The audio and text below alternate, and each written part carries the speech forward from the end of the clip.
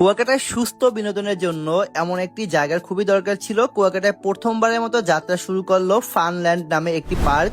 অনেকেই হয়তো এখনো জানেন না এই পার্কটি ঠিক কোথায় অবস্থিত বা এখানে কিভাবে আসবেন বা এখানে এসে কি কি রাইড উপভোগ করা যাবে। আজকের এই ভিডিওতে সেটাই আপনাদের সামনে তুলে ধরার চেষ্টা করব। এই পার্কে ঢুকলে প্রথমে যে বিষয়টি চোখে পড়বে তা হলো বাচ্চাদের জন্য সুন্দরভাবে সাজানো রয়েছে বেশ কিছু রাইড, যার মধ্যে অন্যতম একটি রাইড হলো ট্রেন রাইড। ছোটরা ট্রেনে চড়ে ঘোরার আনন্দ নিতে পারবে। ছোট বাচ্চাদের মুখে হাসি ফোটাতে এটা একদমই যথেষ্ট।